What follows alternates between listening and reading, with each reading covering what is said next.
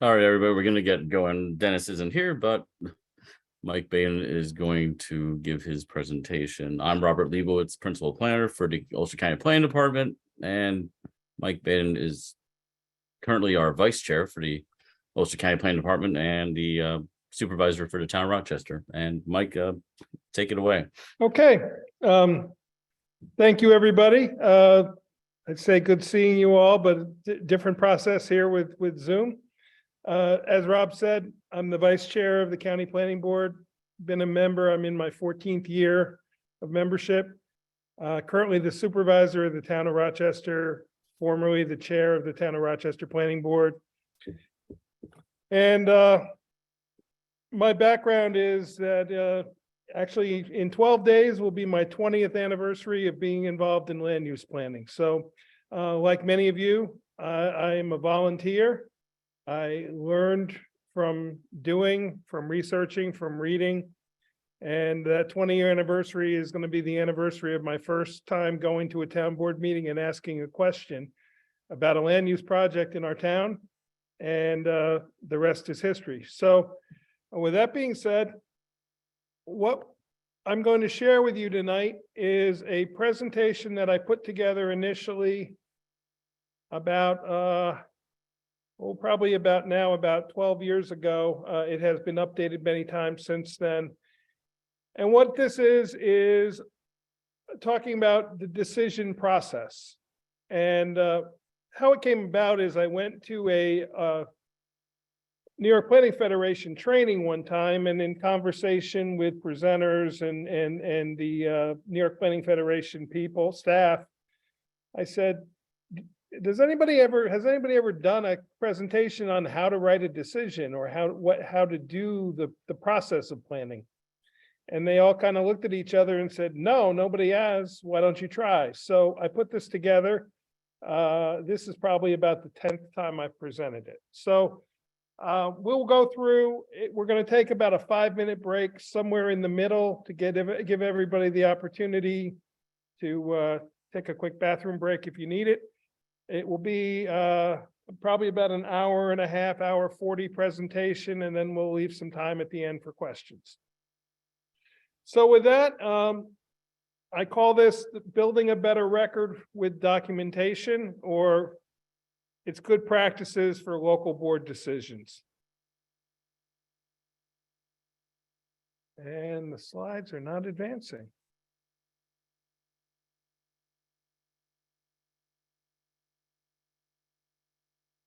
Rob, it was working. Oh, here we go. Okay. Are they on full screen? There was a question if they're on full screen as well. It looks like we are on full screen. So, are people seeing the presentation? You're seeing it, right, Rob? Yes. Okay. So it's subtitled, "Don't Wait for the 78, a little play on words, how to avoid an Article 78. So to start with, this is going to be a very basic statement. Documentation begins with the documents, but what is a document? So the Webster's definition is a written or printed instrument that conveys information. Pretty standard definition of the word document. It generally refers to a particular writing or the instrument that has a bearing on specific transactions. So we all know that local board reviews, we've all been through it, they generate documents. They're either supplied by the applicant, they're created by the local board, they're provided by the public, they're also provided by consultants. But in general, there's a lot of paper. These are some examples of those documents. You've got the original application form and the backup material submitted by the applicant. You're going to have the consultants' reports, both the applicant and your own consultants. You're going to have other agency reports, DOT, Health Department, Fire District, things like that, DEC. You're going to have correspondence from people, both electronic and printed. You're going to have your meeting minutes. You're going to have your seeker, your EAF, your part 1, your part 2, and maybe a part 3. And you're going to have public input, both written and verbal. So all that information in all those documents has to be examined and distilled to create what is known as the decision, your final outcome on the review of the project. So, and hopefully your offices don't look like this, but I wanted to take extremes when I made this slide. So you take all that information and you're trying to distill it down into a single document that is your decision. So the question you often get is, why do we even care about the documentation? So we can't really do this now with Zoom, but a lot of people will say it's required by the law. And surprisingly, it's only partially correct, because supporting documentation is inferred in the law in generalized terms. Written documentation is required only in a small number of instances in New York state law. The what type of documentation is almost never clarified. And a good practice tip for everybody might be, look at your own local laws and see what documentation is required in your own laws.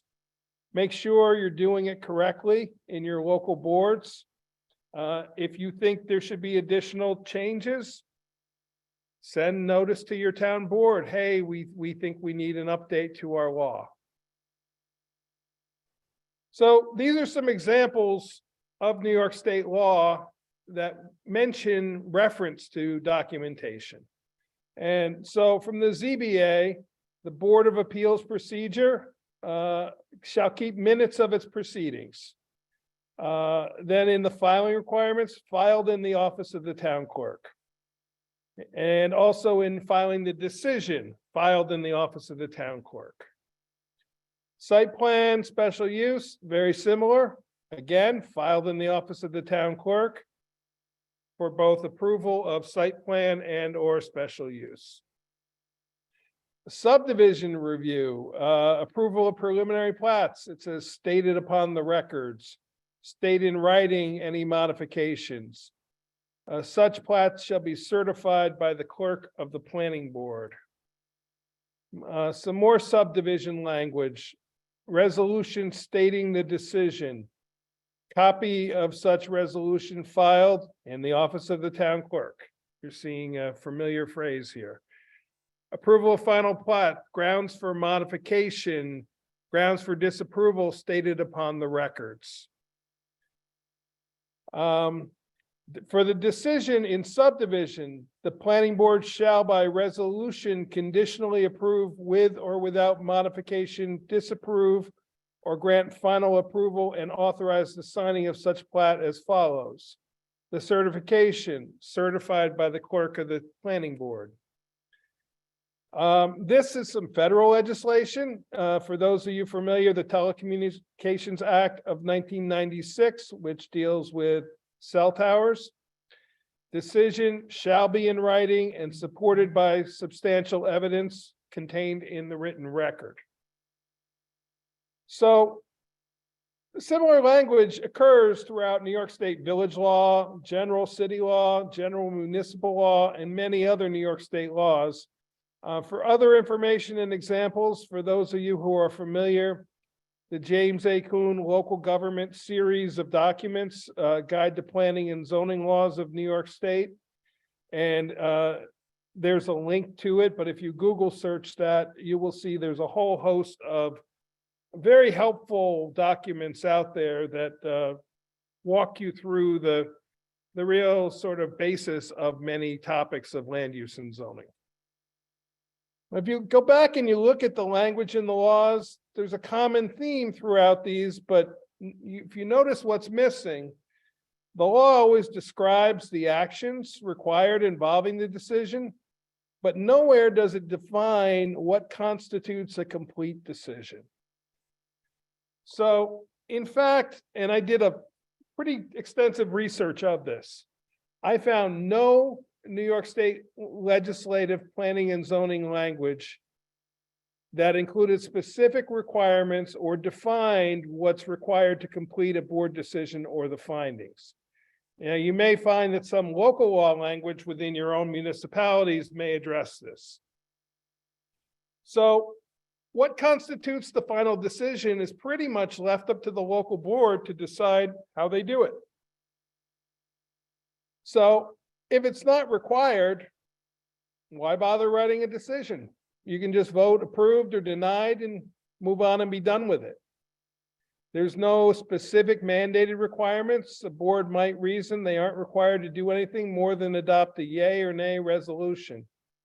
That's legally okay, but you should be aware. It would meet the requirements of the law, but there is a much better way to do it. And that's what the bulk of this presentation will be, to talk about the way to arrive and construct your decision.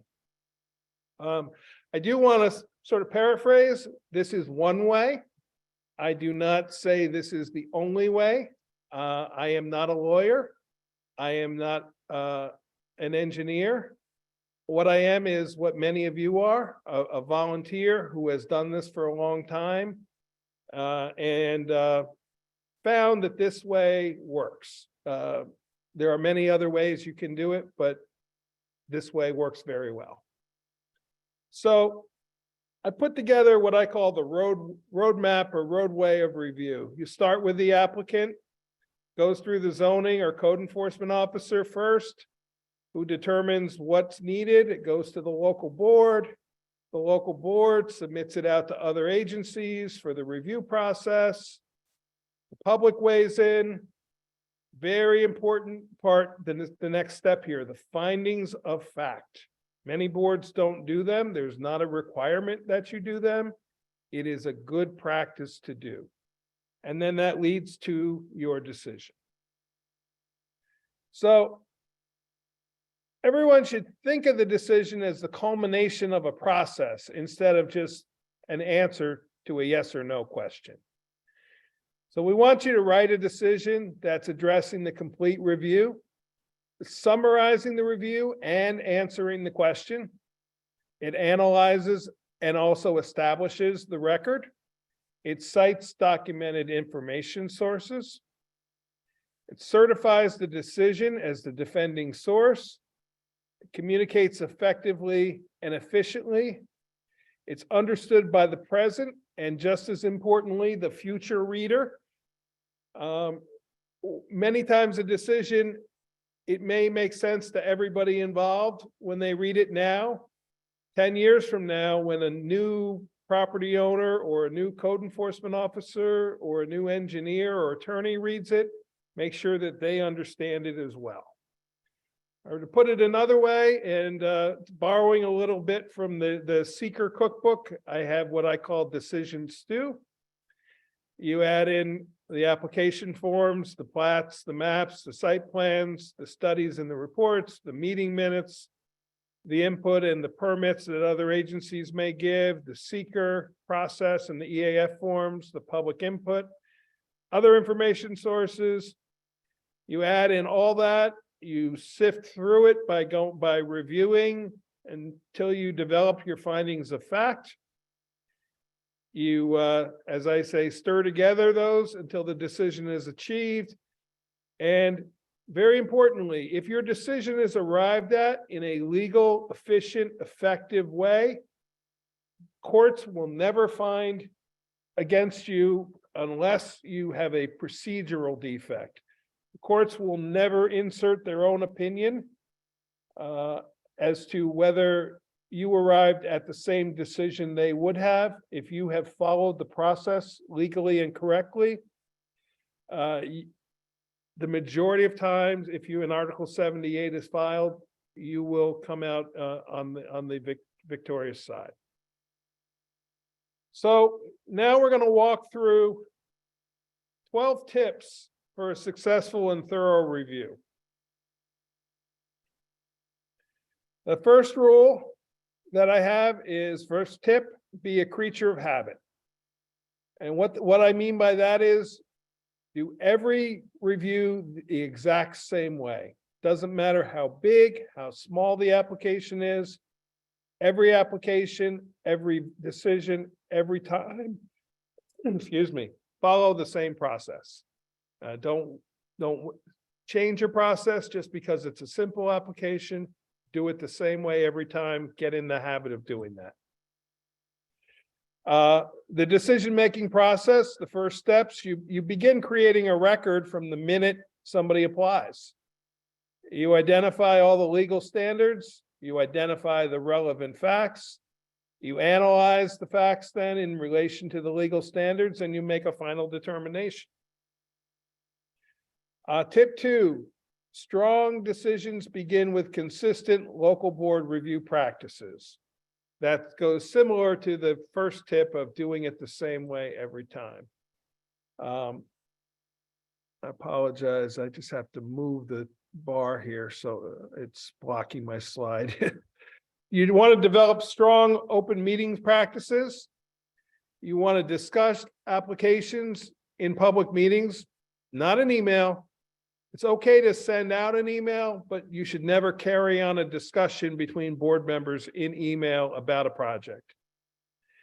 You should be specific to the applicant and to yourselves about the board requirements for the documentation.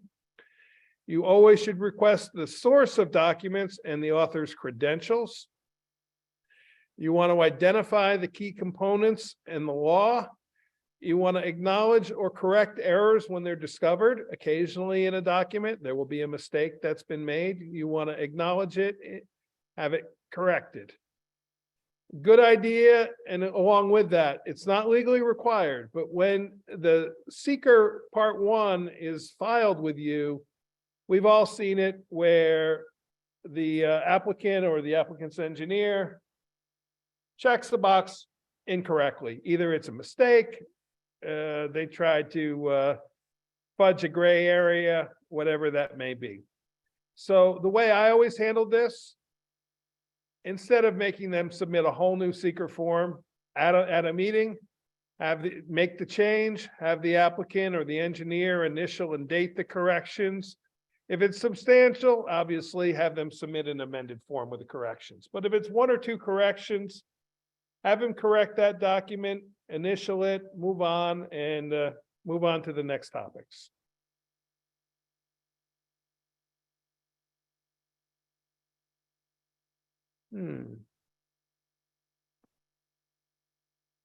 Okay. Tip 3, and I don't know if Dennis joined yet. I have to give him credit for this statement. Dennis often says, and it struck with me, strive for, how do we get to yes? That's the quote from Dennis. What I mean by this is planning boards are review boards. Zoning Board of Appeals boards are review boards. We're not legislative boards. We're not enforcement boards. We're reviewing an application against a code.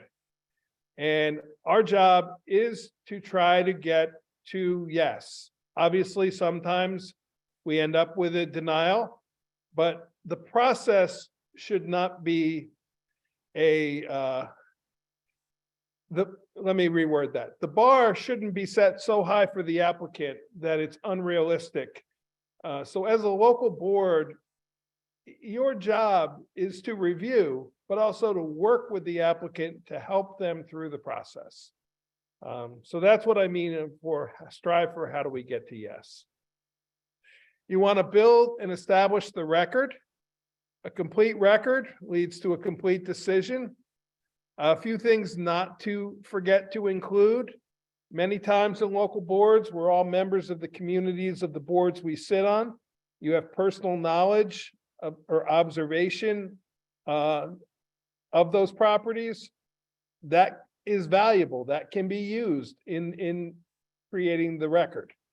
You have expert opinions that are from your consultants, maybe from the public who comments. Maybe you have somebody in the public who comes and has a particular expertise in a topic. Ex parte communications, which are communications that, first let's go back to the personal observations, sorry. So what I said before, a member may have a personal knowledge of a site under consideration for a land development. Maybe they grew up near the site, they know of seasonal flooding or dumping of materials on the property. All that's important and should be included in the record. They could be included either in the minutes or in a personal statement that's offered for the record.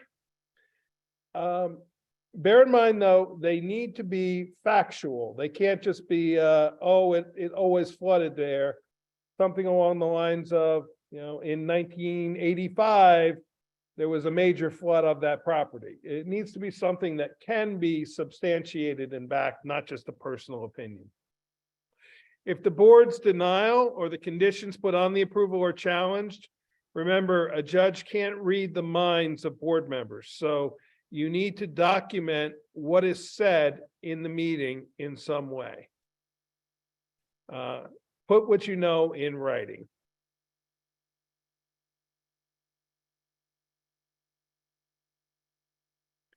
Next, build strong relationships with other agencies, your fire districts, your environmental conservation councils, historic preservation councils, other agencies, the DEC, the health department. Use those agencies as a source of expertise. I always say it's free advice. It's more benefits than just to fulfill seeker requirements. And these are some examples of those agencies. You have state, local, or county highway departments. You have emergency personnel, fire, ambulance, police. Sometimes, if maybe it's a large subdivision, you might want the school district to weigh in on it. From the state, you've got Ag and Markets, you've got DEC, SHPO, which is State Historic Preservation. From the county, you've got the Board of Health, and the county planning department can weigh in on things. You have local commissions, also private organizations, not for profit, but do exercise caution. With a private organization, potentially there could be a conflict of interest. So do exercise caution with private organizations. However, they can be invaluable at other times. Now about the ex parte communications. It should be include any communication that occurs. It occurs when a board member and an applicant's representative, or a member of the public discuss a pending application outside of a public meeting or a hearing. We all seen that opportunity. You go to the local grocery store, wherever you're at the local farmer's market. Who comes along but the applicant or the applicant's engineer? And hey, I know you're on the planning board. I wanted to talk to you about that application. Try to avoid it. Try to get yourself out of it. Try not to have off the record discussions. Encourage the other parties to share their opinions and observations in a letter to the whole board or appear at a public meeting or hearing. If it does occur, you should disclose the communication at the next board meeting or put it in writing and send it to the chair, maybe the attorney for the board. It can be included in the record.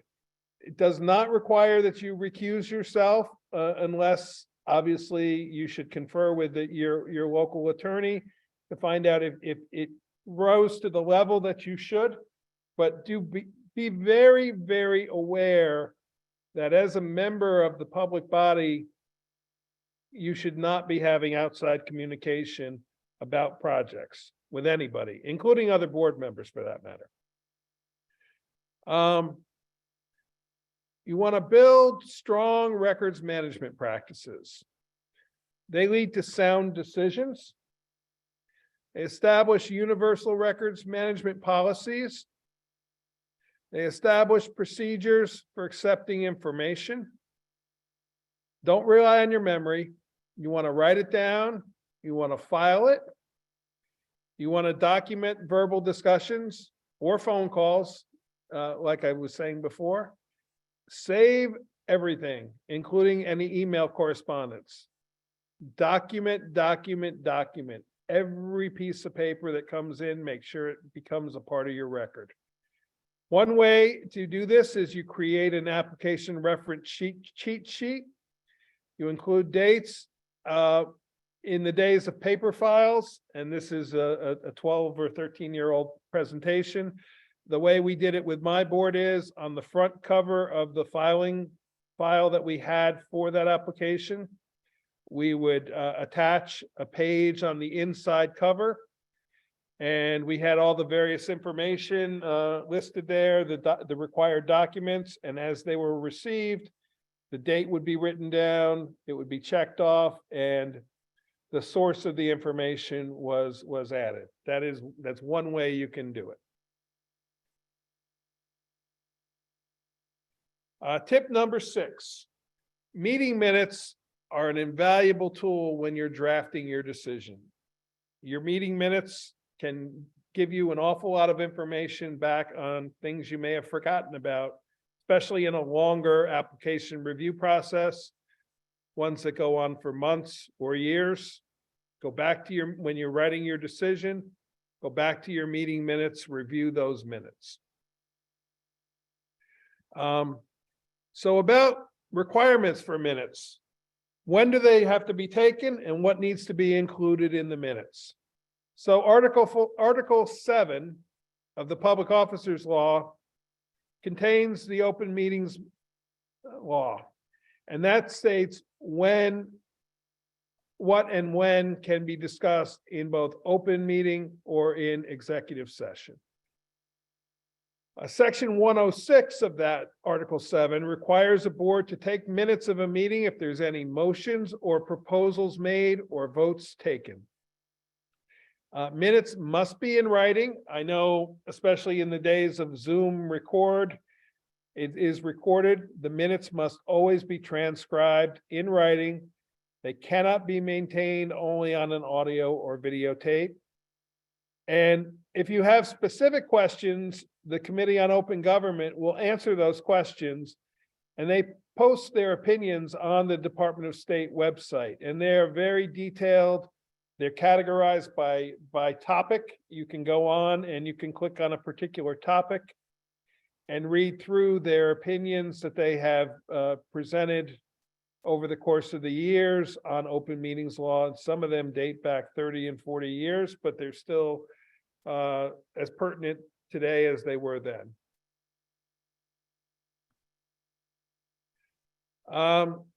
Next, I'd like to talk about common items that are in the minutes.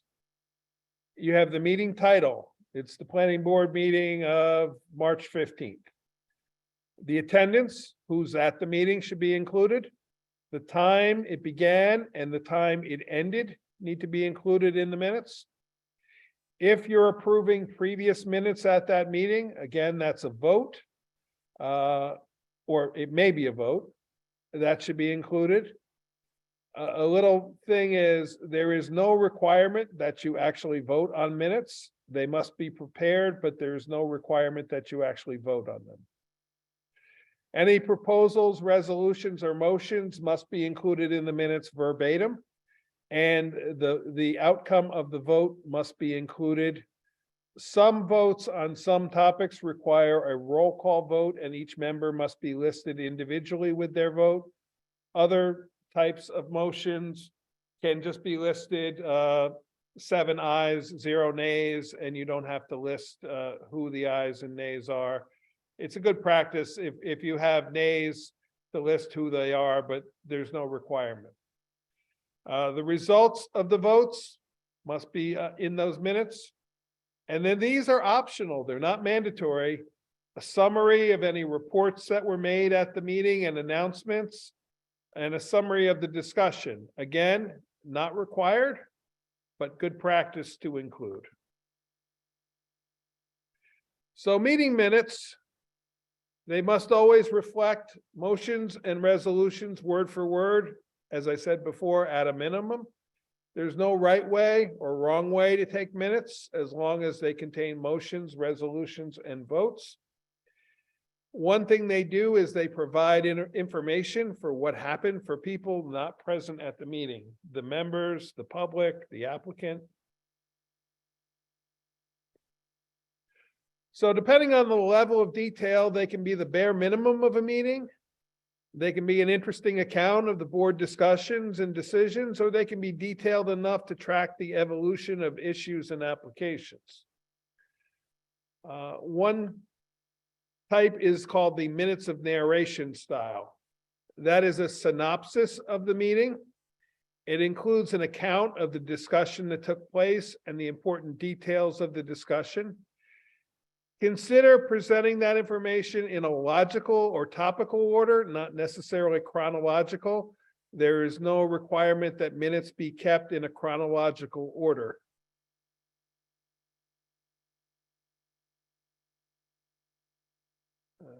Sorry, every time I hit another key, my advance goes away. A full account of the meeting, that's another type, or the comprehensive minute style. That's a record of discussions that includes the names of all the speakers and what they said. It may start to be a verbatim account of the discussion, but it's not a full-fledged verbatim account. It's not always practical. It may not be a reasonable request of the board clerk. A good source of information on that topic is the Committee of Open Government's opinions and number 3658 and 4801. If you go to their opinions page and Google search those, you will see a source of information. It's always best to leave out offensive or inappropriate language from the minutes, even if it was used at the meeting. You are allowed to remove that unless it is a verbatim transcript, then you would not. Public hearing minutes. That's a hearing, it's a session that the public comment is allowed on a particular issue. The written account should contain at least a general detail of the views expressed by the people offering the opinion. A stenographic record of the hearing is best, but it often is expensive. Many boards opt to summarize the comments and tape record or film public hearings to preserve the details if questions arrive later. And there's no requirement for speakers to identify themselves or present their addresses. Just so you know, at a public hearing, you cannot restrict somebody from speaking because they don't live in your town, or well, you can't restrict them from speaking for any reason, really, unless, of course, they're being obstructive to the meeting process, in which case you can. But you can't restrict them from speaking. There can't be a mandatory requirement that they are a member of your community in order to speak. The legal aspects, they should always be proofread for typographical and grammatical errors. They usually contain statements that indicate that the board followed the proper procedure. So the legal checklist was the procedure followed? Did any members with conflicts recuse themselves? And if you do recuse yourself, you should state on the record that you were recusing yourself. Also, you know, with local boards, maybe sometimes you have a knowledge of the person, but it doesn't rise to the level that you have to recuse yourself. You should just disclose. I had an example when I was the planning board chair. My neighbor was doing a lot line adjustment, he had two pieces of property. He was moving one line about 50 feet and just swapping the line. I was a bounding owner. I disclosed it at the meeting that I was a bounding owner. I disclosed that I had no conflict with the issue, and it got entered into the record, and we all moved on. He was thankful I disclosed it. He didn't care that I voted on it. It was a non-issue. Everybody voted in favor of it. It was done. So don't think just because you may perceive you have a conflict that you have to recuse yourself. Another thing is, if a member has been absent through the review process, they should review the record. They should read the minutes. They should get themselves up to speed on the project, or they should not vote on the project if they have not been able to get up to speed on the application. You can also determine were seeker determinations made, was meeting notice given. So all those are parts of the minutes. Now, responsibility for the minutes. Typically, clerks or secretaries are employed to record the board's minutes. The board should establish the policy of the level of detail the minutes will reflect. And that should be a board decision, not a chair decision, not a secretary or clerk decision. That should be a board decision. How detailed you want the minutes to be. If no clerk is available at a meeting, a board member will need to record at least the minimum legally required minutes. Obviously, we don't, you don't prefer that situation, but sometimes it happens. The Department of State recommends that this should be avoided. It's difficult for the member to be recording the minutes and also participating in the meeting. Perhaps you can be aided by the use of a tape recorder, or now in a more modern age, digital recording, video recording. A member, though, may not be employed as the secretary of a planning or zoning board. And also, it's not advisable usually that the chair is the person recording the minutes, because they are trying to conduct the meeting and lead the meeting, and trying to do that as well as be a member, as well as take the minutes, gets a little bit overwhelming. So approving minutes. Most boards have a practice. They correct and approve the previous minutes at the following meeting. That's sort of the standard practice of what most boards do. There may be a local law or procedural rule that requires such approval. Corrections and additions can be made to the original version of the minutes, and they may be included in the minutes of the following month. Important corrections can be made at any time, even long after approval. I'll give you an example. We just recently, my town board discovered at a meeting that there was an incorrect, there was 2 words missing in a resolution that was adopted from a meeting almost 2 years ago. And we were referencing. Hey, Mike, can I pause you for a sec? I don't think people are seeing the slides. They're not seeing the slides at all? No. Oh, it says my screen sharing is paused. Did that just happen? Let's see. Should. No. Let's see.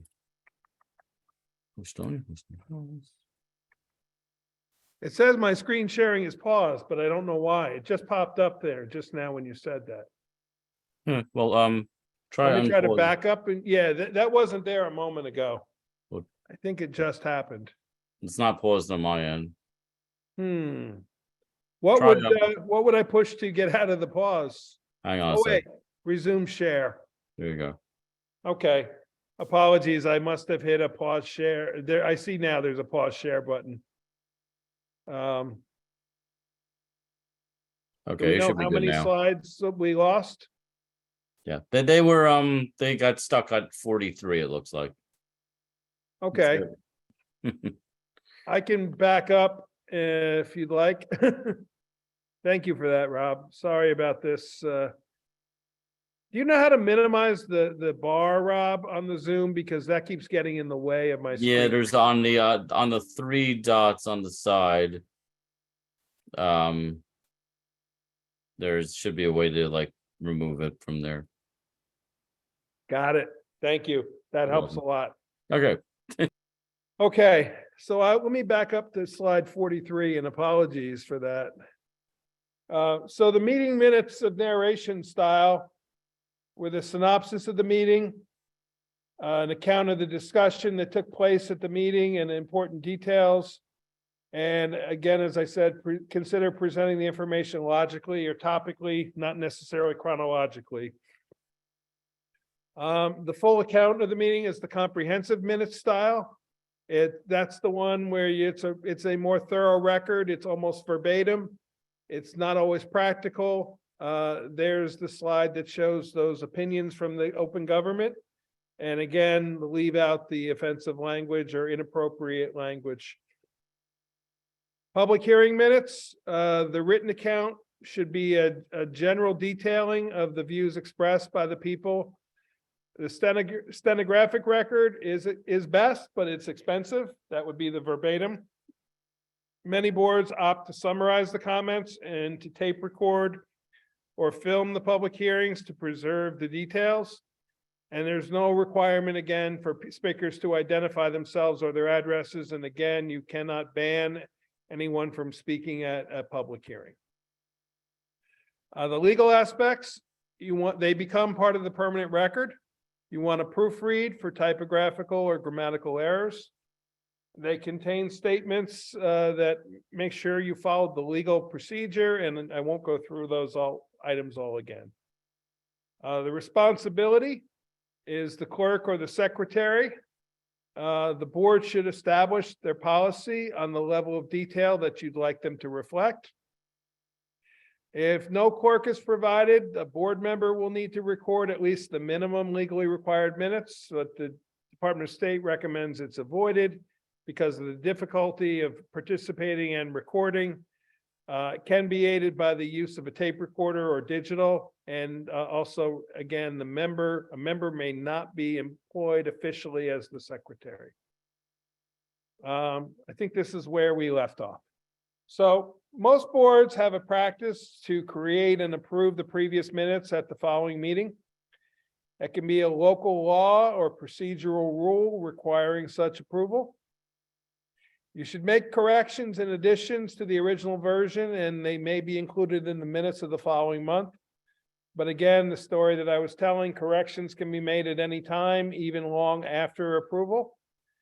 Approval is common, but there's no requirement that minutes be approved. Some people prefer the word accept. Some boards do not vote on them at all. They simply read through them. The chair says, anybody have any changes or corrections? And they move on. This is a key one. We've all seen where somebody says, oh, I abstain, I wasn't at the meeting. A member may approve a meeting that they were absent so long as they've read and understood the minutes. It doesn't mean that you are certifying that they are factually correct, accurate. By voting on them, you're saying you've read them, you understand them, and you are okay with accepting or approving them. The availability is spelled out in open meetings law. They must be available within 2 weeks from the date of the meeting. That doesn't mean they have to be in approved form. They could be in draft form.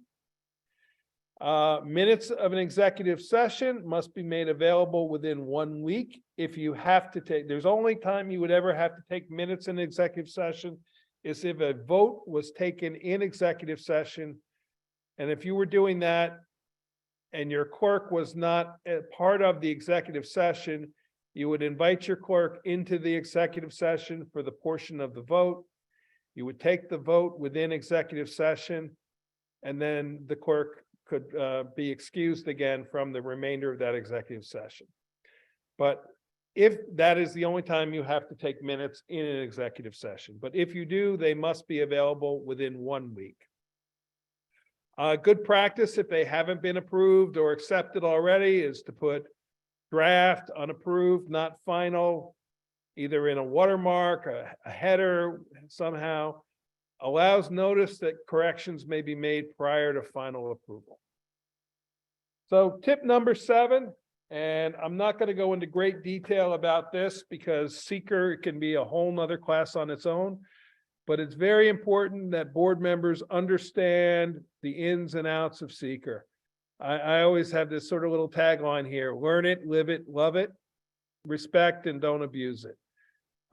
We've all seen seeker used as a tool to try to stop projects where the application process itself won't stop a project. You see the public, sometimes you'll see neighbors, sometimes you'll see the boards themselves use seeker as the hammer to try to stop a project.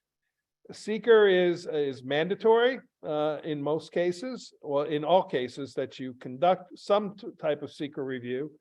Whether you come out with a type 2 action, which then concludes your seeker review, an unlisted action, or a type 1 action, There are very prescribed processes in seeker. There are very detailed lists of what is a type 2 and what is a type 1 action. The key is learn all you can about seeker when you are on a local board. Tip 8, you want to determine the administrative findings or the findings of fact. And these provide boards with the vehicle for demonstrating full compliance with the procedural and the substantive requirements of the law. And what are findings of fact? They're an analysis which applies law to facts leading to conclusions. Findings are statements with analysis connect the legal requirements governing the determination made to the facts contained in the record. They're more than just a reiteration of the legal requirements. Proper findings demonstrate that the administrative agency determination is shored up by evidence. And that is from the decision that is cited there from 1978, that direct quote. Findings of fact are a very important step in board decision-making practice. They establish the documented record. In legal challenges, the court will look to the documented record as the basis for the decision. There's no legal requirement to adopt or document findings. It's just a good idea. Seeker findings, there's one exception. A written finding statement is required of part of seeker review prior to an agency's decision on an action that has been subject to a final environmental impact statement. There, the seeker and the local decision findings may be combined, but there you must have a written determination of findings. So how do you develop findings of fact? First, the findings must specifically identify facts found in the record, which the board considers relevant in the application of the substantive legal standard relating to their decision. Findings must evidence some analysis of those facts in relation to the legal standard. So how can you accomplish this? So the first steps, and kind of a play on, just the facts, list the facts, just the facts. They tell the application story. So you go to the documents, you review the application, the minutes, the seeker forms, the studies, the correspondence, you review everything in the project file. And you sort of become like the old newspaper reporter. You answer the who, what, where, when, why, and how. You identify and you outline the facts with supporting data details. I would always, as the chair, I'd make a list. I'd group the facts together by similar topics. Obviously, every topic is not going to be, every document is not going to have just one topic of discussion. It may have very different topics. So make a list of the documents and what those topics are. It may overlap information stated elsewhere in the decision. It's still a fact. And I would always say, if it looks like a fact, it probably is a fact, so you should include it on the list. Some examples, and these are the questions to answer, is what path did the application take before it got to the board? What's the detailed proposed action? What is the ask by the applicant? Where is it located? Sounds very straightforward and simple, but there's the address. There's the section block and lot number. There's the zoning district. All three of those are very important criteria to determining your decision. What's the access to the parcel? What's the road type? What's the jurisdiction? Is it a county road? Is it a local road? Is it a state road? Is it a private road? Or is it just a pathway that somebody's going to walk? What is the acreage of the parcel and the acreage to be developed? What is the existing parcel use? And then is this a new use or is this an expansion of an existing use? What are the existing development improvements, structures, utilities, access? What already exists there prior to the application? What's the topography of the parcel? Are there wetlands? Is there a flood zone, slopes? Is it forested? Is it vacant land? All those questions should be asked. What other agencies are going to issue permits or approvals? Do they need a Department of Health approval? Do they need a DOT driveway permit? Do they need whatever? Do they need a SWIP? Many other permits and approvals that may be necessary. So next, you want to answer the hows. Does the action proposed meet the development standards of the local laws? And if it does, how does it meet those standards? How does the proposal address standards of the local codes? Parking, lighting, landscaping, stormwater. Many of those sections of your code are going to be very specific, and you want to make sure that this application is going to meet those codes. If it doesn't, you're going to have to either, the local planning board may have the authority in the code to waive certain sections, or you have to send the applicant to the zoning board of appeals to get a variance if it doesn't meet those local codes. What's the applicant proposing to mitigate measures for any issues that have been developed? Are there existing approvals, local and other agency permits? You want to include those names and dates of any existing. What new permits will be required with the new development? What do the other agencies have to say about the proposal? What are the consultants' reports, data, and conclusions, and how does it pertain both, and that's both applicant and local board retained data and conclusions. If you took any local board votes during the review, you want to include the reasons and the dates, especially like I said before about waiver of requirements. If you're going to award a waiver, take a vote to award that waiver, record it in your minutes. It's memorialized, it's documented. There'll never be a challenge to it. There'll never be a successful challenge. We'll leave it at that. Next, you want to arrange these items logically in your findings of fact, either topically or chronologically, whichever makes the most sense. You want to present and discuss that information at a public board meeting. You can submit it to all your board members ahead of time in an email format and say, please review this, but you want to discuss it as a board in a public meeting. Bear in mind, there was a new law adopted, I believe it was in 2022. Documents that are going to be discussed, like a draft decision, need to be posted on a website prior to the meeting so the public can also view those same documents. Talk to your attorneys about the requirements. I know many boards are probably not doing this, but anything that is being discussed, any documents that are being discussed are supposed to be shared so the public can view them as well. You want to determine whether the compliance with the laws is established by the facts, or they would be if you add conditions on the approval.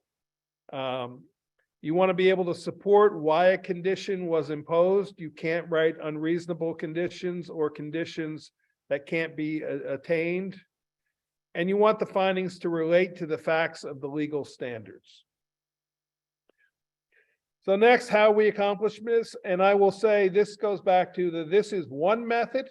This is the way that my board followed, and we did this every decision, every time.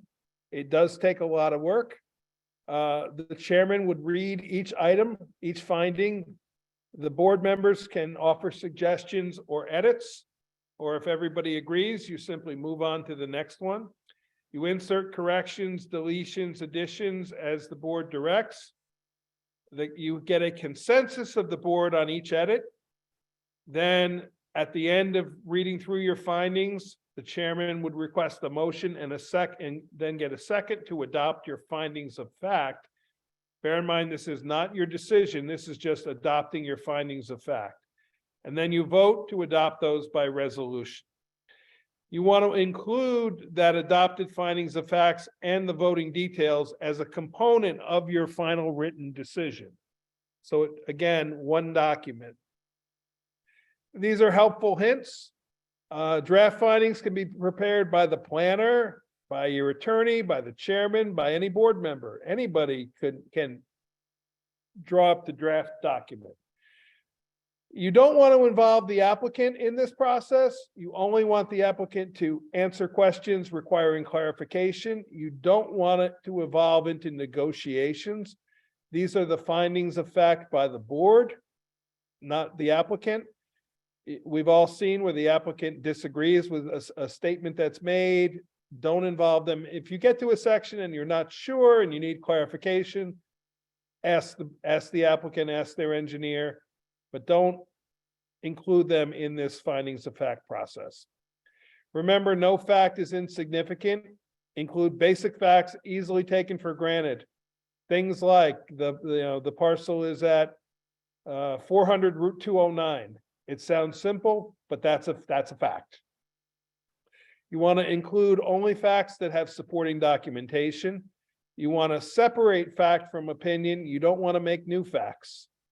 Conclusionary statements should be factually supported and say how they're factually supported. There's no requirement of a prior board discussion in a meeting for it to be a fact. It could be something that's simply included in the application, didn't need to be discussed. If there's a board disagreement on a finding, leave it out or take a vote.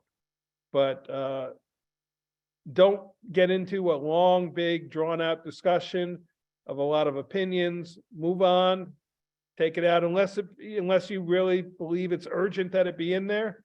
Then fight your case. A unanimous decision is always preferred. You want to try to achieve consensus. You may not, though. And then you want to adopt those findings as an independent resolution. So sooner or later, the board has to decide. You have to make a decision. You can only, though, make a decision when all of the requirements specified in the state statute or the local law are addressed. So you want to make sure the record is complete. You don't want to do any decision before it's complete. The legal timeframes to achieve a good review when questions still linger. The board has 62 days after the close of a public hearing to decide action. We've all seen, though, many times it has gone much longer than that. The applicant can agree to allow the board to continue review. However, the law does say 62 days after the close of public hearing. Now, bear in mind, that's for a complete application. If your public hearing suddenly discovered that there was missing information that you now want, the clock is not ticking because you still do not have a complete application. The best bet I would say then is don't close your public hearing, hold your public hearing open to a date to be determined is the language we use. Get that information. Once you get that information, reschedule the continuation of your public hearing. Don't close it until you have all the documentation you need. Haste makes waste. You want to discuss, but you also want to wait to vote if new information is revealed during the public hearing. So much of like what I just said before. But on the flip side, you don't want to delay the decision just because you can.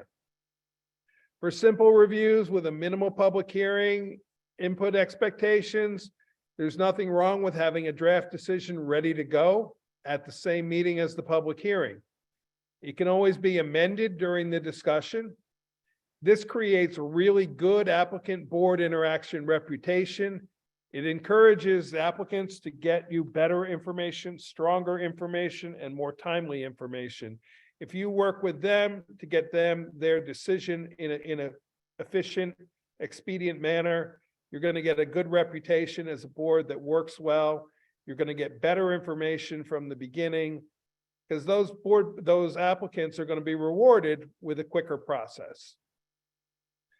And I found this cartoon one time, and I always stick it in here. Makes a lot of sense to me. It's the guy saying, let's hold off making a decision till we have even more information we don't really need. So the key is gather the information you need. Don't gather extraneous information, but gather what you need. Tip number 10, you want to identify and summarize the decision facts. Details, details, details. So a document that's driven by a decision, it's going to write itself on the page. You're going to review the documents. You're going to highlight the facts and reference the findings. You're going to categorize it by type. You're going to organize those categories as the template for the decision and the findings of fact. And remember that planning boards, zoning board of appeals, historic preservation boards, if you have them in your community, environmental quality review boards, these are subject to standard rules of administrative law, and they don't have unfettered decision-making authority. What I mean is, you don't get to make the law, you get to review the application against the law. So my final statement here is be prepared, have a draft. You always, I say always, doesn't mean every single time, but you want to have a draft decision prepared before the public meeting if you expect you're going to vote. You always want to have a draft decision. You never want to write a decision on the spot with your board. You will forget something. It will go very badly. It will be frustrating. I've been on boards that do that. It is incredibly frustrating to write a decision on the spot. Have a draft decision ready to go. Either the chairman can prepare it or ask the planner, the attorney, another board member, but always have a draft in your hand if you're going to go through a decision. I always felt it was the chairman's responsibility to anticipate when to be ready for that decision based on the application process and the legal timeframes. The board member should always be ready to vote. And if the draft is pre-distributed to the board, it needs to be published as a published resolution, as I was saying before. It does need to be placed on your website. So with this, I think we're about an hour in. If we'll take about a 5-minute break here, we probably have about another half hour to 35 minutes of presentation, and then we'll allow a good time for questions. So I thank you for your attention so far, and with that, we'll take a quick break.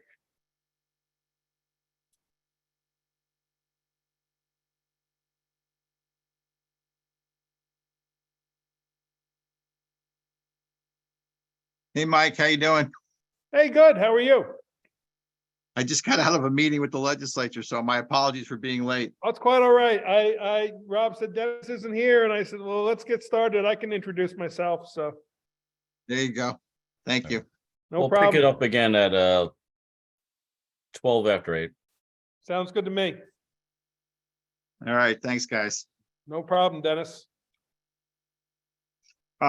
Did you give Rob the copy of the presentation? I did not. I was still cleaning it up this afternoon. I will email it when we're done here tonight to him. Yeah, we'd like to get it up on the website so that they have it. Yep. Yeah, I'll send it as soon as we're done here. I'll send him the presentation. Okay.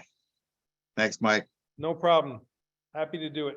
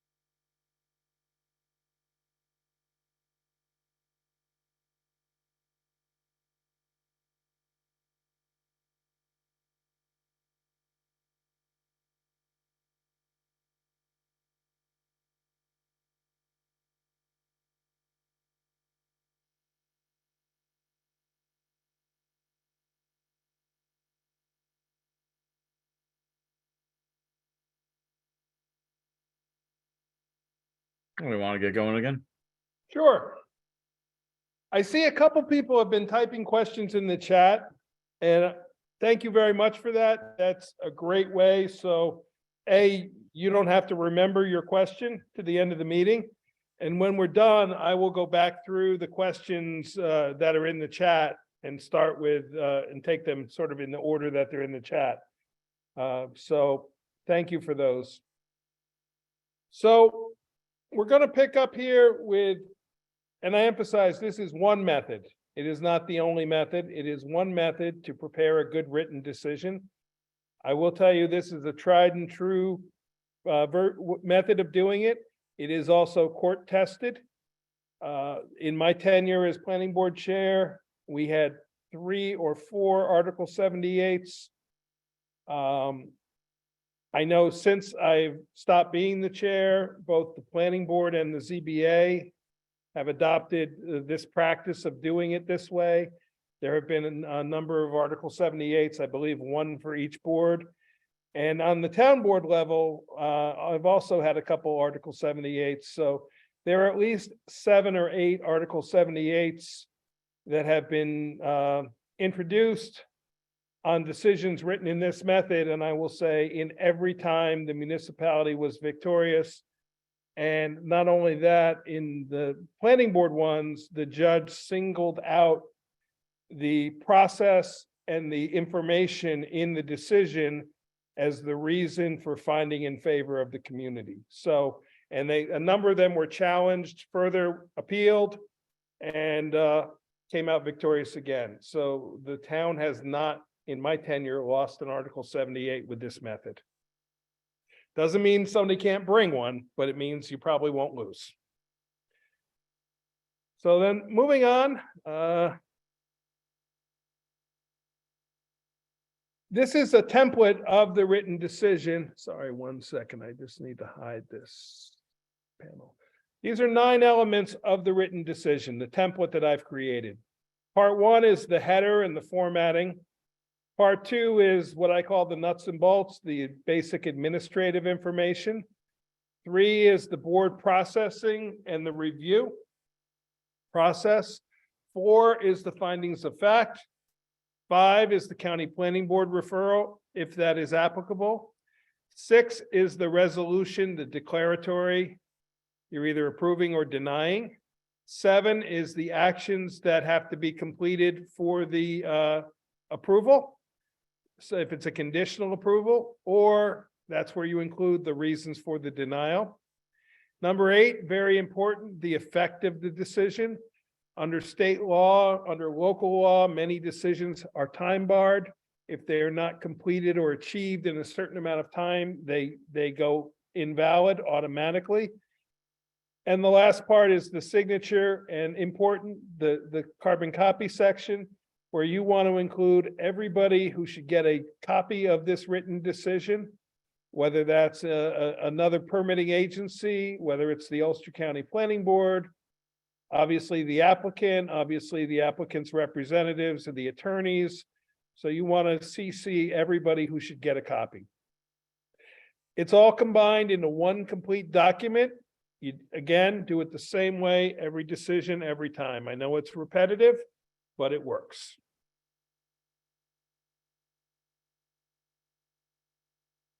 Okay, I've lost my ability to, there we go.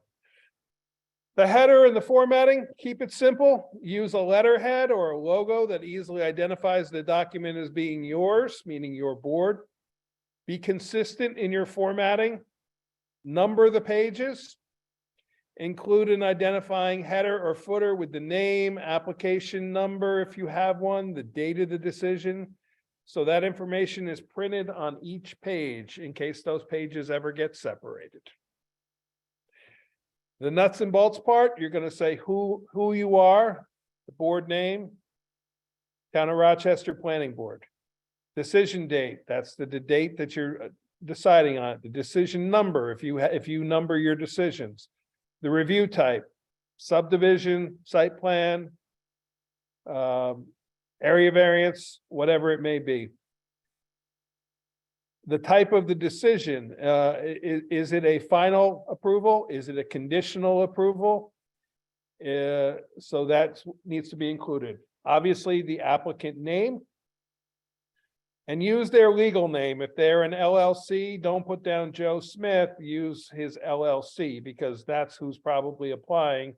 It's not Joe Smith. You say what's being applied for? You list the address, you list the section, block, and lot number. You list the acreage of the parcel. If it's a subdivision, you want to list the acreage of each resulting lot. You may want to list the local zoning districts, and remember, there may be more than one. There may be overlays. You want to list all that. Board processing and review, record keeping, and seeker. You're starting out with the determination from either the code or zoning enforcement officer, depending on the terminology your municipality uses. They probably have had a zoning permit ID number and a date of that zoning permit. Then next, you're going to include the board application, your local board's application ID number. You're going to include the date that application was filed. You're going to include the date the EAF was filed. Many times they're the same date, sometimes they're not. The seeker typing in the date, you're going to include that, the day that your board determined a seeker type. You're going to include the seeker determination and the date. That would be when you either did a POSDEC or a NEGDEC or a type 2 action. You're going to list all the involved and interested agencies in the seeker review, if there were any. And you're going to list non-seeker agency referrals. If you send it to the fire district, if you send it to the highway superintendent, things like that. You didn't have to send it to them, but if you did, you want to include there everybody who looked at this application on your behalf. Next, you're going to list every single document that was reviewed or discussed. For the county planning board members, you'll see that Rob does that every time in his decision, in his referral response. He'll list all the information that was supplied by the local board to the county planning board. In this case, with being the local board, you want to include every document, some type of identification, include the source, who prepared it, the date of it, the date of the document, and the date received. Sometimes they're both the same, but not always. Next, you want to include your public hearing, your distribution of notices, the date and location. Like the distribution notices say it was posted in the Daily Freeman edition, July 12th. The date and the location would be the date and the location of your public hearing. You don't have to list all the comments from the public hearing. You simply go back to reference the meeting minutes for your public comments that were derived at that public hearing. Some examples that you may want to list in those documents: the zoning permit, the local application form, the seeker EAF, a narrative description of the proposed project. Some applications require that. An agricultural data statement if it applies. Obviously, you're going to have surveys or site plans. You may have contour maps. You may have aerial maps. And just the key on aerial maps, they are so easy to get now. Consider your local boards requiring them. It used to be a lot more work to get one. Anybody now with a computer can get an aerial map of a property. So consider including them as a requirement in your applications. Flood zone or wetland maps, deeds and easement agreements for that property. Maybe architectural drawings of a structure, or at the very least, you're going to have renderings. You're going to have the consultant studies and reports. You're going to have other agency studies and reports, and you're going to have the local codes and the laws. Also, you could have board member statements. You can have existing permits or applications for permits.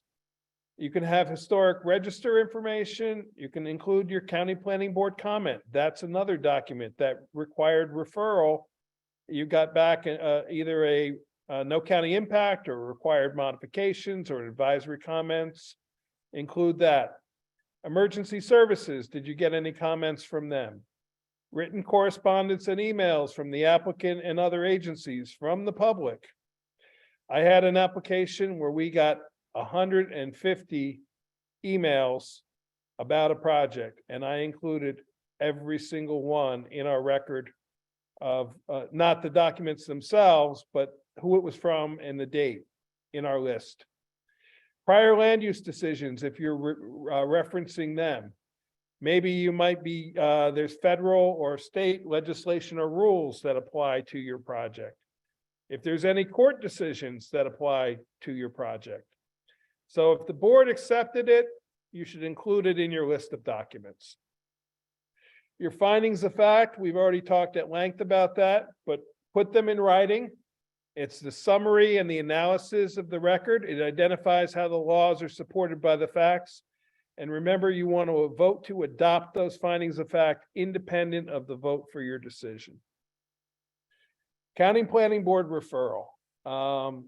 I felt the need to put this in since this is the County Planning Board sponsoring this.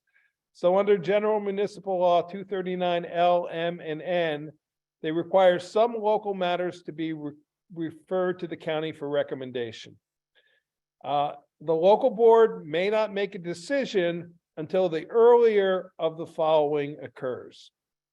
Either the local board receives a report from the county planning agency, or 30 days have passed since the county planning agency's receipt of a full statement of the matter from the local board. Not the day you sent it, the day it was received by the county planning board. They have 30 days to make a response back. You cannot act on an application until that 30 days passes unless you get the report earlier. The referral will be returned with either required modifications or, a referral returned with either required modifications or disapprove requires a local board majority +1 or a supermajority to overrule by the law. Advisory comments and no county impact don't share that same requirement. Also, when you get back your determination from the county, you will get a final action report form. You must report your decision within 30 days of the final action. Even if you agree with the comments, you must fill out that form, send it back with a copy of your final decision. Sometimes overlooked part of the law is the local board is required to state why it voted to overrule and file a copy of the reasoning with the county. So simply overriding the county planning board by a supermajority is not enough. You must file and you must say why you overruled it. Very key. And Dennis will tell you that requirement is not time barred. So down the road, a year, 2 years, 10 years down the road, somebody could get annoyed at their neighbor, do a little research, find out that a county decision was overruled and this document wasn't filed, they can still file an Article 78. The declaratory resolution, the format. Hey, Mike, mind if I just hop in for a second? Yep. Clarify a couple things. Yep. One, actually is postmark date, not day of receipt. Okay, thank you for that. Correct. What was one other thing? It also is 30 days, or we can do, if it's after 30 days, the county planning board has up to 2 days prior to the board taking a final action on it. So Right. It could be a couple, so if it takes us longer than 30 days to get a response out, we can still send it in up to 2 days beforehand, even the 30 days lapse. And it still has to be treated as if it's required modification or whatever the decision was. Yep. And the final thing is advisory referrals are still required under the Ulster County Administrative Code. So those are for actions that are outside of the 500-foot rule. So just remember that. Okay, Yep. sorry. No, thank you. Thank you for clarifying the postmark. I was taught wrong. I was taught receipt of, so this actually makes it a little bit easier. So the declaratory resolution, you want to be clear and concise in your approval and denial. You want to state the agency making the resolution. You want to state what type of decision is being granted or denied. You want to state to whom it's being granted or denied. You want to say what action exactly is being granted or denied. If it's site plan approval for a restaurant, you want to say, we grant, the Town of Rochester Planning Board grants site plan approval for to Joe Smith for a restaurant. You want to say where, you want to say the property address, the SBL, and the zoning district. There's two types of conditions of approval. Some are actions to complete before you get your approval. Some are perpetual restrictions that will remain with the approval. All conditions, though, must, and this is direct from the code, they must be directly related to and incidental to the proposed use of the property. They must be based on community health, safety, and welfare only. You cannot make up conditions that do not cover those topics. You must be specific as to what the actions are and when they must occur for those conditions. They must be put in writing, or they should be. I say they must be. You don't want to leave anything to assumption. Actions to be completed are actions that are prior to final approval, the issuance of a building permit, a certificate of occupancy. Remember, a local board can require bonding to ensure completion. So say it's a phased project that you've just approved, and you've approved all the phases, but the applicant is going to wait a little while for building part of the project.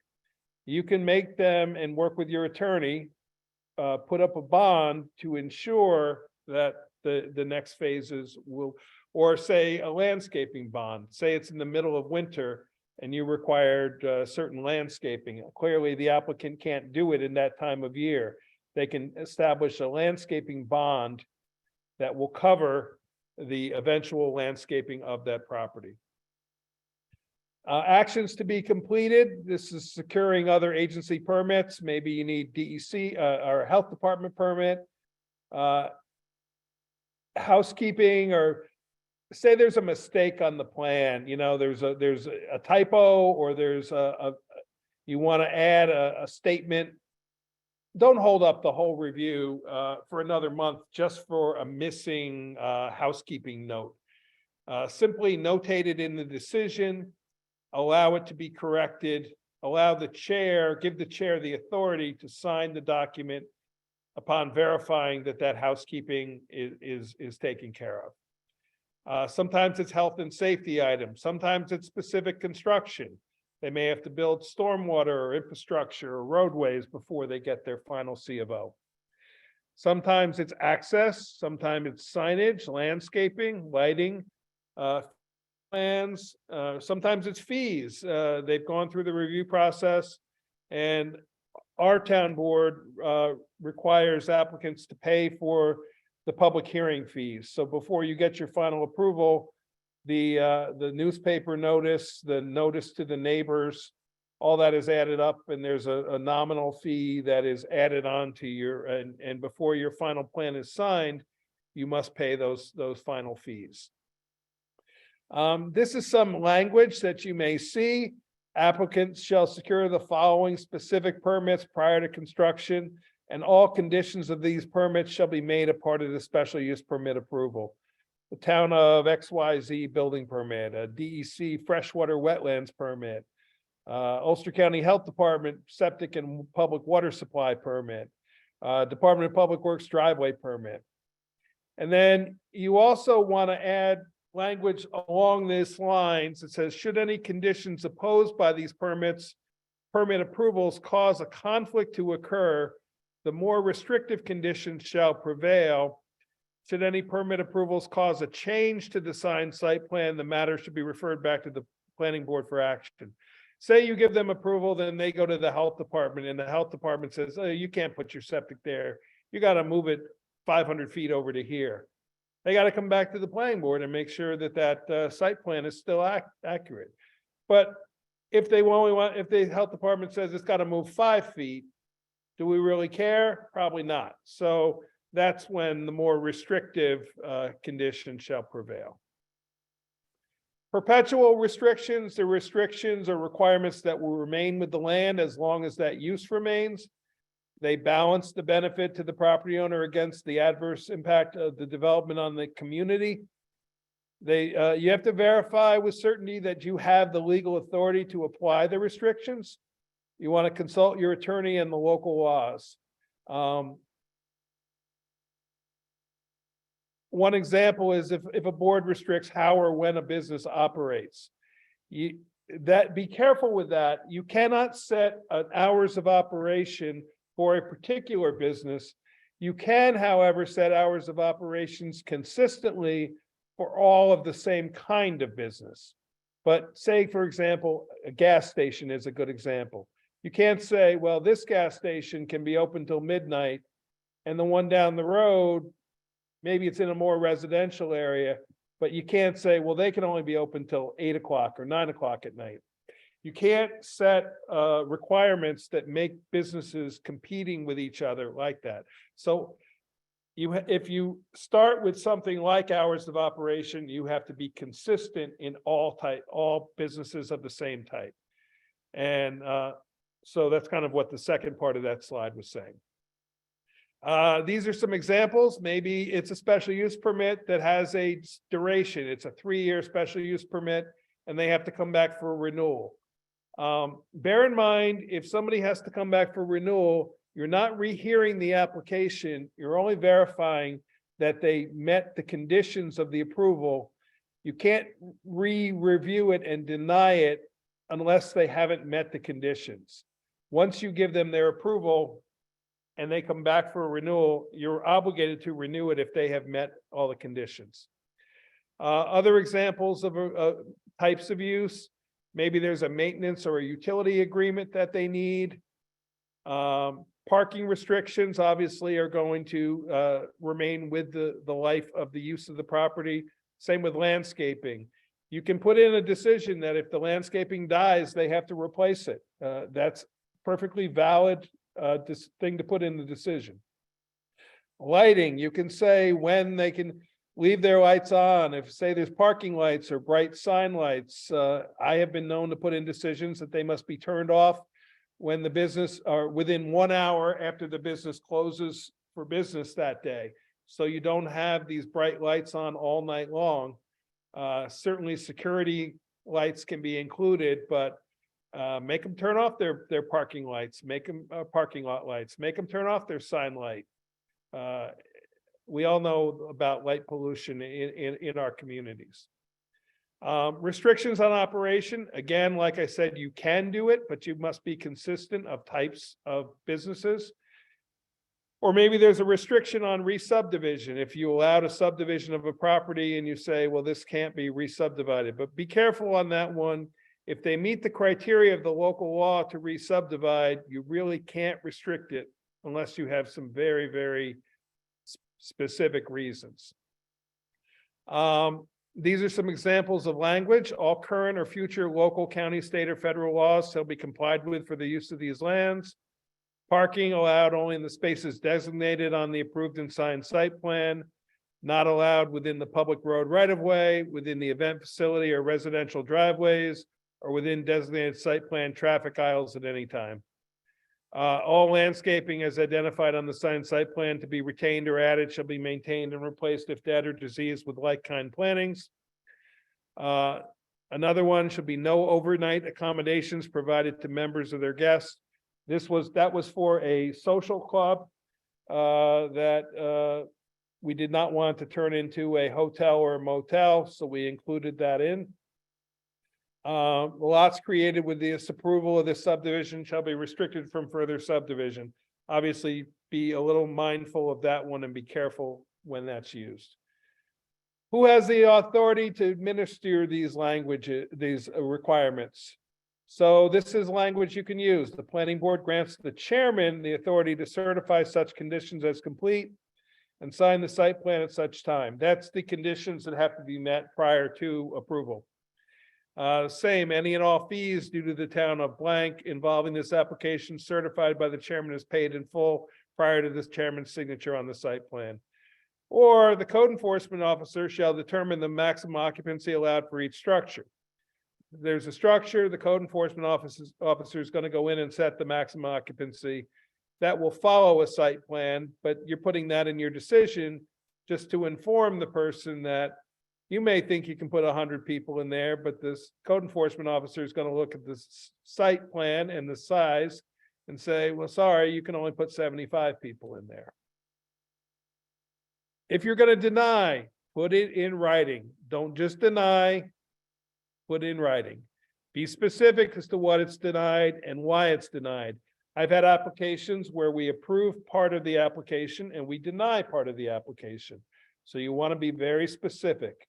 You want to elaborate in detail the reasoning and the basis for the denial. You want to cite facts and figures for the denial in your reasoning. Again, the mixed approval, distinguish what's denied and what's approved and be very clear. This will protect the board from challenge of an arbitrary and capricious decision. Timeframes, specifically state the duration approval is valid, and it must be specified by either New York State or town law. You can't make up your own duration. You have to follow what either your law or New York State law says. Subdivision site plan and special use in New York State laws, they specifically state the time allowed for an approved action to be completed, unless your local law has something different. They must follow New York State laws. I'm sorry, I just said that. The approved subdivision plat must be filed with the county clerk within 62 days of the signature, or it is automatically invalidated, and the person would have to start the process over with your local board. There is no way to back that up. They must start over again. So make sure they know that from the date it's signed by the local chair to the date it's filed, they have 62 days. You want to put this in because some applicants aren't aware of these timeframes. So you want to include the rules in writing. You want to state the consequences for not completing the action. And if an extension process is available under your local law, state the requirements to secure that extension. Many local laws do have extension possibility. These are some examples of the language. The site plan approval and associated conditions shall be binding upon the applicant and all successive owners. Remember, these approvals live with the land, not with the person, so long as such use shall occur. And then I won't read this whole next one, but it remains effective as an authorization to secure the permits and establish the use for a maximum of 1 year unless the applicant has asked for an extension. In subdivision, final approval expires 180 days from the approval date unless condition 1 has been satisfied, and that would be condition 1 in the application in the decision. And the under our Rochester's law, the period may be extended for additional 90-day periods. It used to say 1 or 2 90-day periods. We've now, since you can do 90-day increments. That is, I believe, the state law. I'm not 100% certain on that, but I believe that is the state law. And then the statement that, yes. Just Dennis, just quickly, could you give us an idea of what you normally put in for condition 1? So condition 1 is usually always the one that you have to pay all fees due. Because every application has planning board fees from public hearings. So condition 1 in this example, at least back when I was chair, was always you must pay the any accrued fees before the signature by the chair. So, but whatever conditions had to be met before you would sign it, you would say those were the conditions that had to be met. Maybe that's the one of getting health department approval or whatever. So in this example, though, condition 1 was always the fees. The signature, You want to include the date of the adoption, the name of the member who made the motion in the second, and the vote details. You want to make sure it's signed and dated by the chairman, or it can be signed by the vice chair if you have a vice chair in the chair's absence. You always want to include that CC section, be supplied, any of those people that will get a copy of the decision. And these are finishing touches. So within 5 days, you have to file it with your town clerk, and you should mail a copy to the applicant. Certainly, email is fine for many of the other agencies, and you don't have to kill a lot of trees, but you should always mail the applicant a hard copy.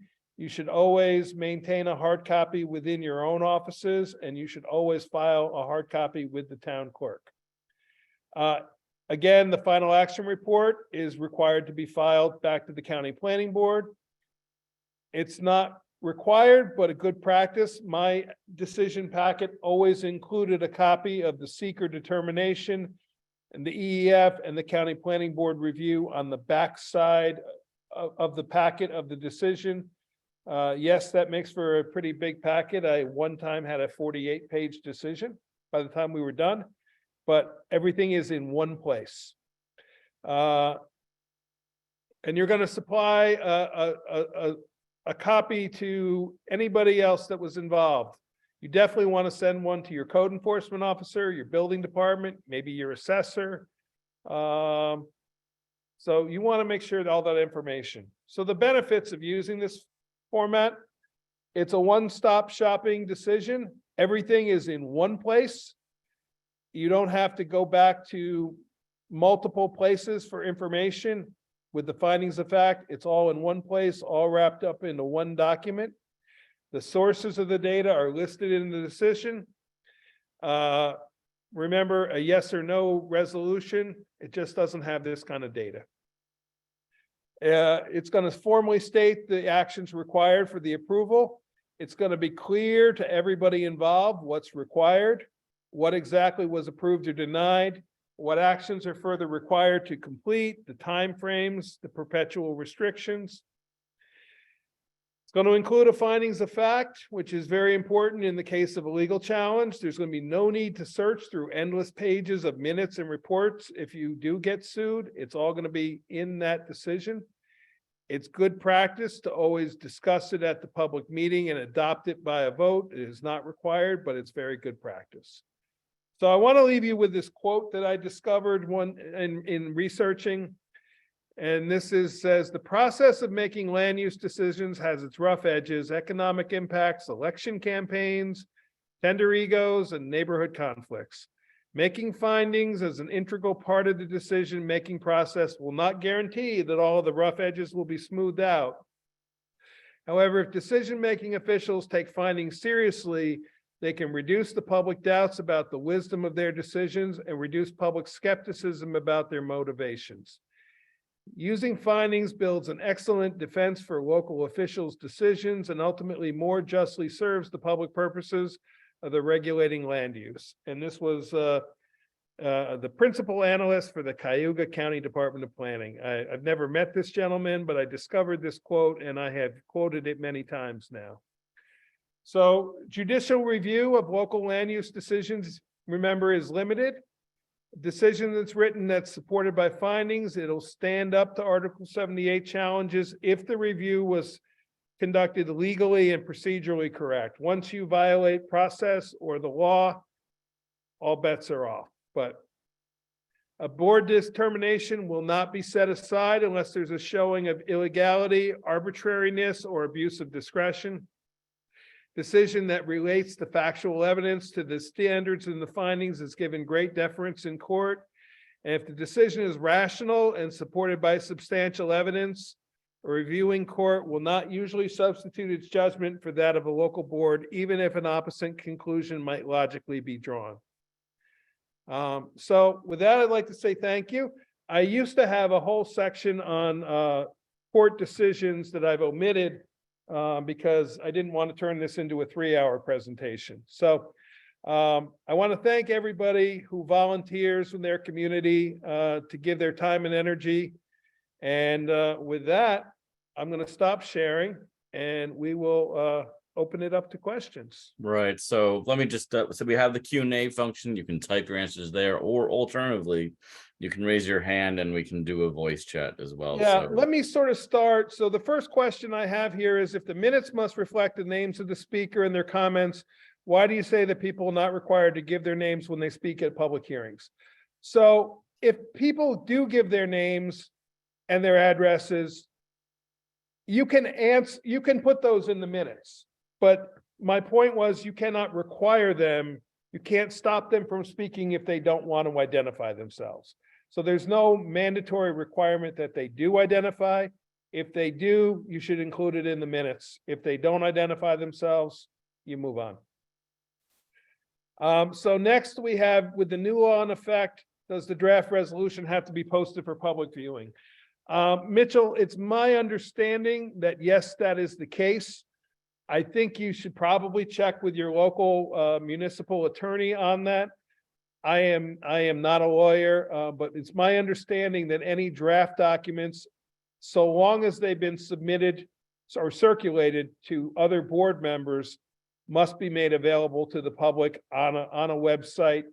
And I believe the law says if it is practicable, certainly if your website does not allow enough storage, you may not be able to, but I believe that is the law and that it has to be on there a certain number of days prior to the meeting.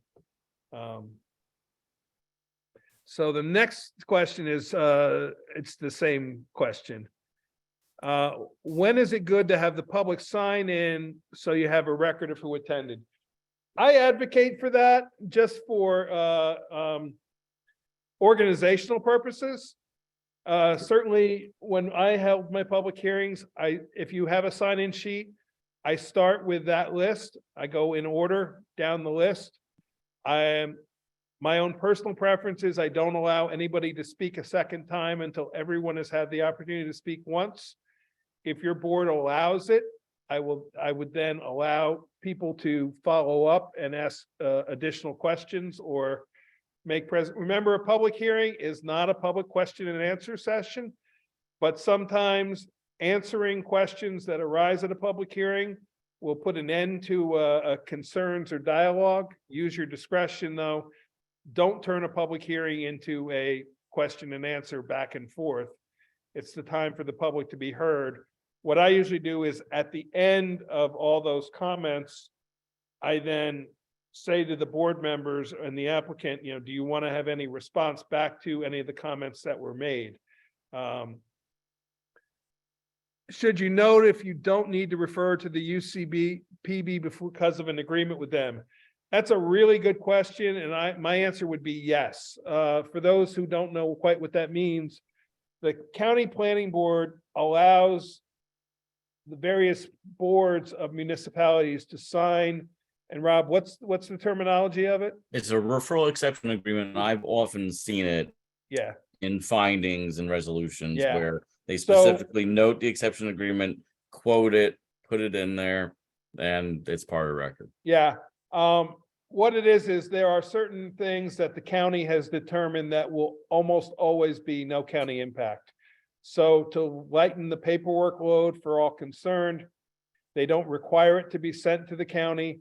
It's part of the referral agreement. If your community and your particular board has signed the exception agreement, you don't have to send it. If you haven't signed the exception agreement, you do have to send it.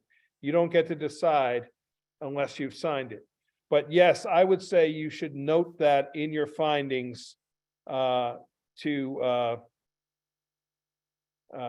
include that.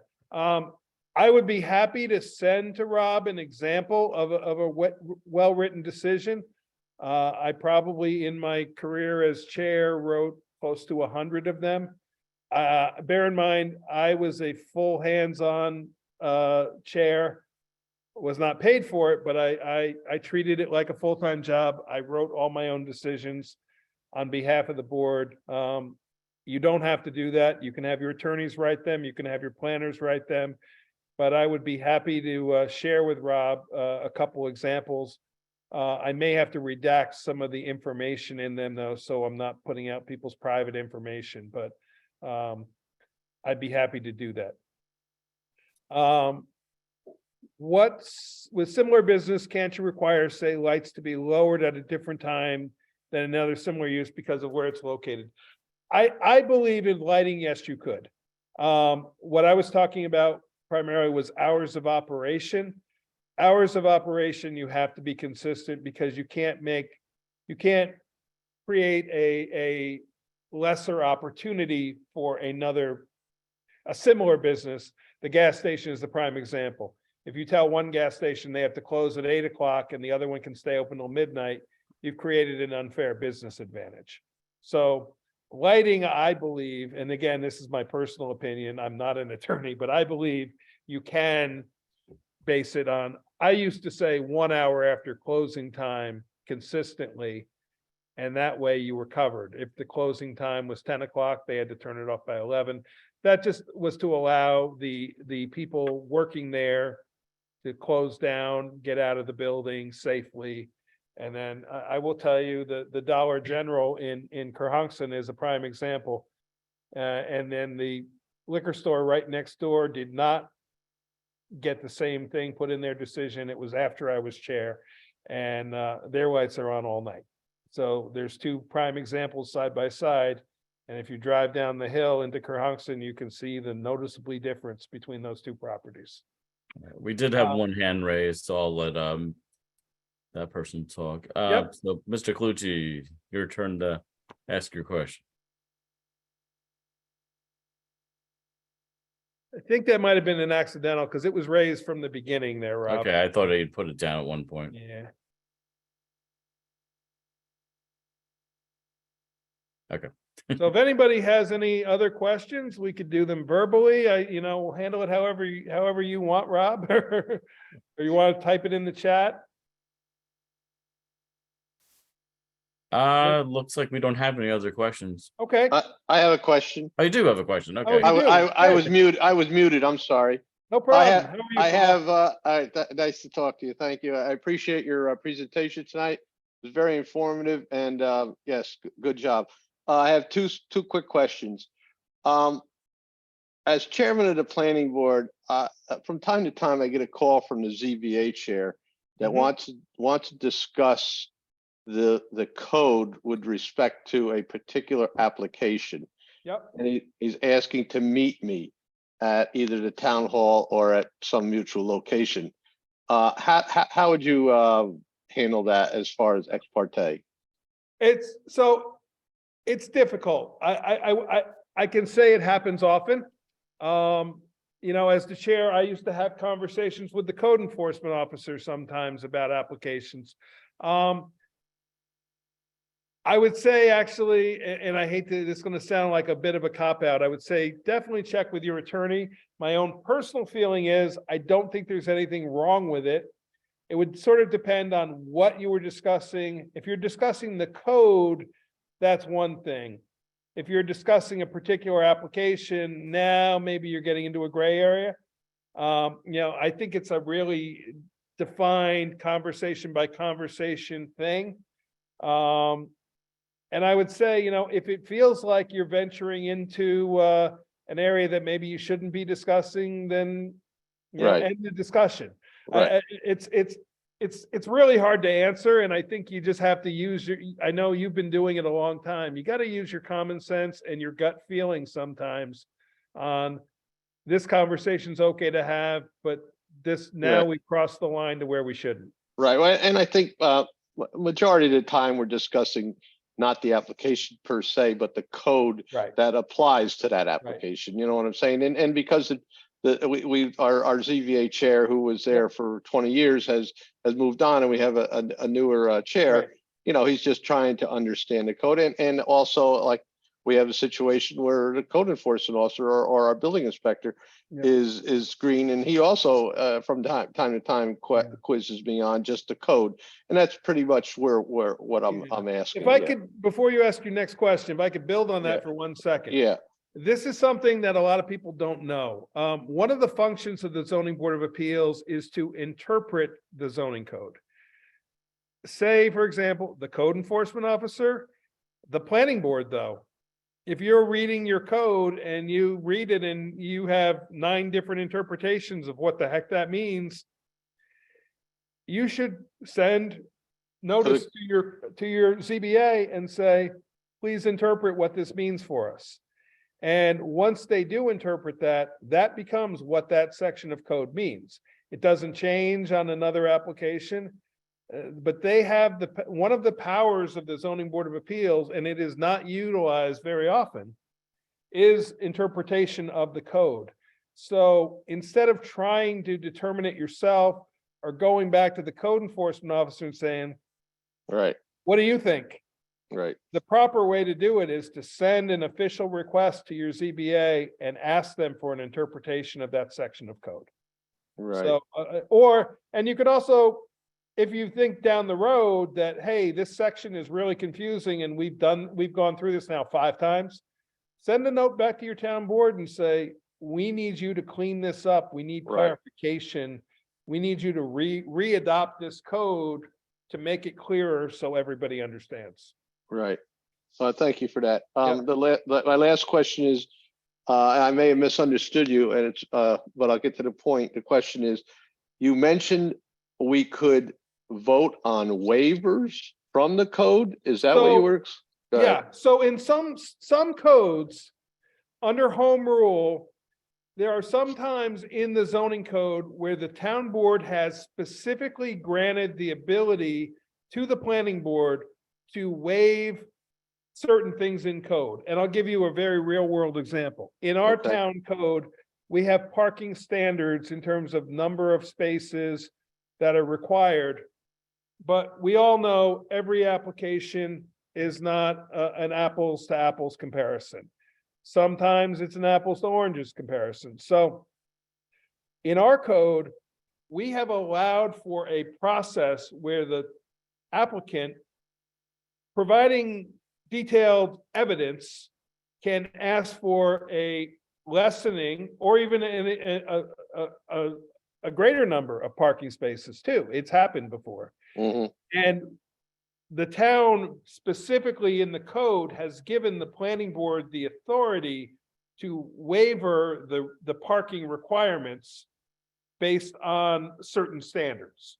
So what it does is every application doesn't have to then be stopped, go to the ZBA while they review it, then go back to the planning board. So that's one example. Another thing is, say setbacks. Our code has allowed the planning board a 10% waiver of setbacks. So think about it that way. If you had a 40-foot setback or a 50-foot setback, it's not that significant. Exactly.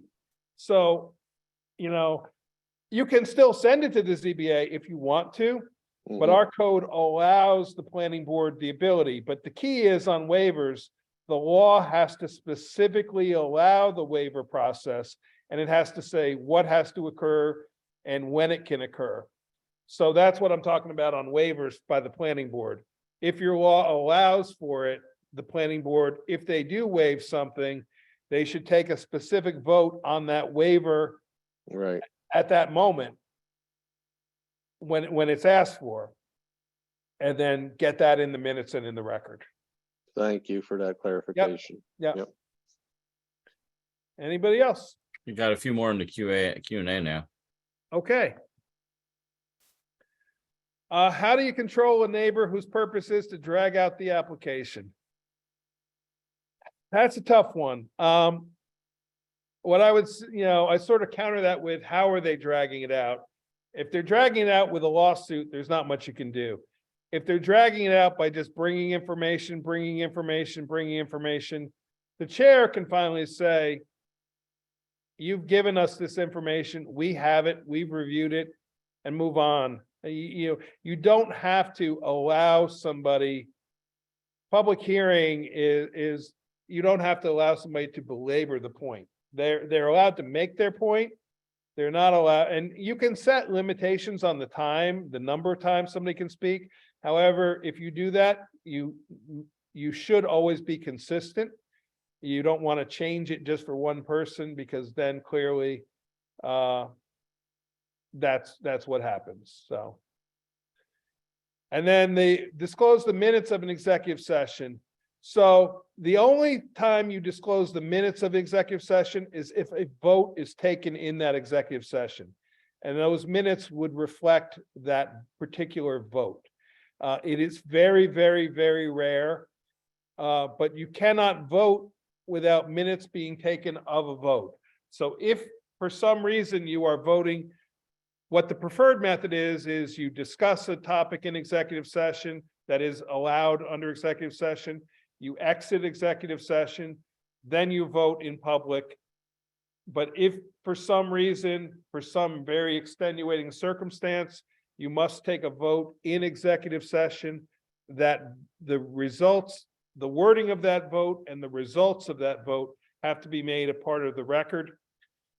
You don't have to divulge the discussion leading up to the vote, the discussion during the vote, or any conversation after. So that is the only time when you would do minutes on an executive session.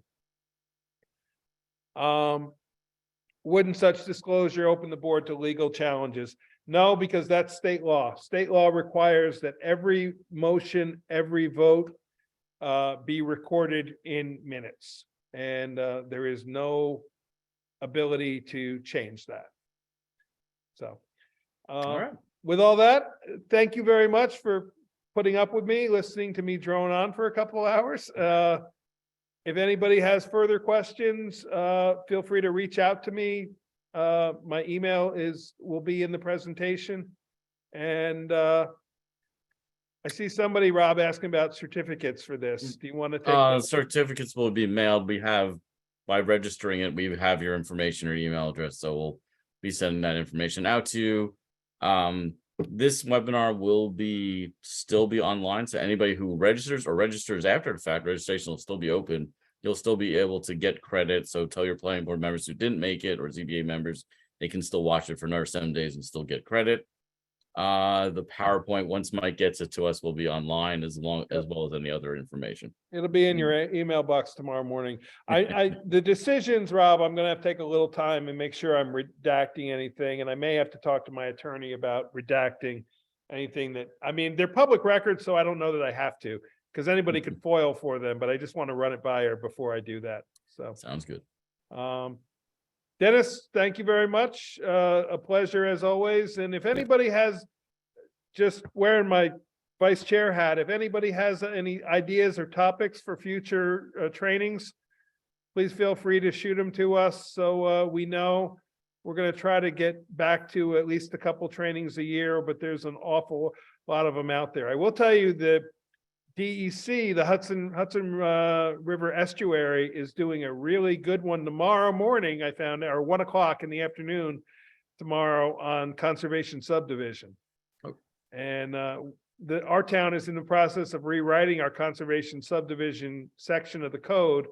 So I'm going to it tomorrow to see if I can learn anything. So there you go. Take good notes. All right. Good night, everybody. Thank you, everybody. Have a good night.